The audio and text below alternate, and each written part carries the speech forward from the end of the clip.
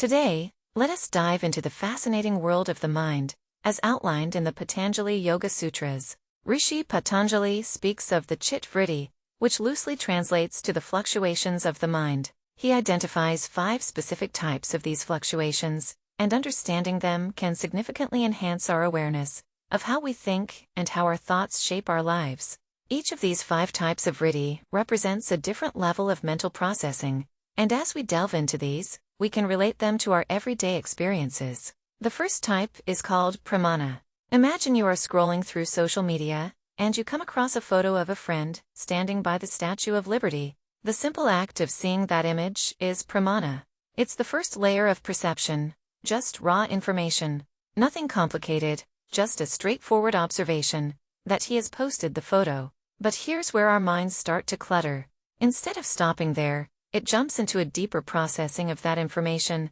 This brings us to Veeparyaaya. From just that photo, we infer that your friend must be on vacation in New York. This inference requires some processing, some computation in the mind, and some energy, and might not even be true. But we allow our minds to go further, creating a narrative based on what we see. This narrative could imply various things about your friend's life, like how he has a lot of time and money. It does not stop there either.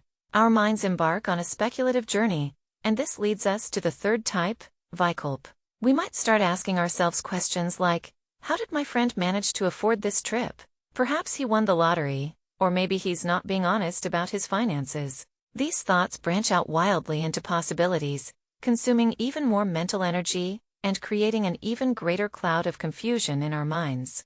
As this thought process continues, we can find ourselves deeply entrenched in clutter, and that is when we slip into the next state, nidra. Note that nidra is not limited to the biological sleep.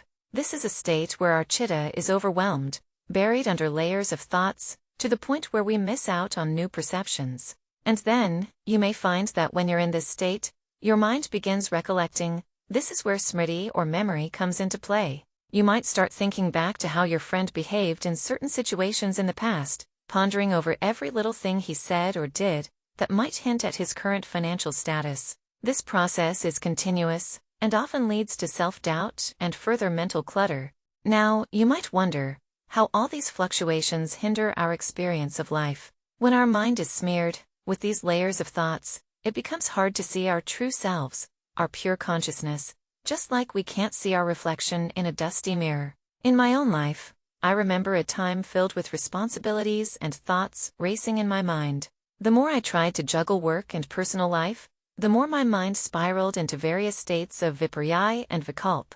I spent days questioning my capabilities and comparing myself with others, creating a veil of uncertainty around my own identity. It was only during my years in meditation that I learned to observe these vrittis, without getting entangled in them.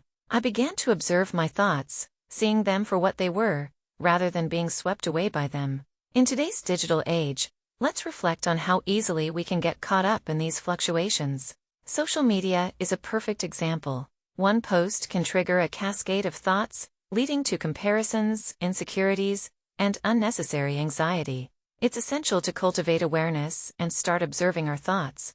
As we practice identifying these thought patterns, we will become more adept at recognizing when our minds are slipping into unnecessary conjectures or recollections. The next time you find yourself spiral into uncertainty or confusion, take a moment to pause and observe. Am I in pramana, viparyaaya, vikalpa, nidra, or smriti? This awareness is the first step toward clarity and peace. Let's not forget, as we navigate our complex minds, that just as we cleanse a dusty mirror to see our reflections more clearly, we can cleanse our chitta by simply being aware of the fluctuations. I look forward to exploring these concepts further in our next gatherings, as we learn practical ways to work with these vrittis and start unveiling our pure consciousness together. Thank you.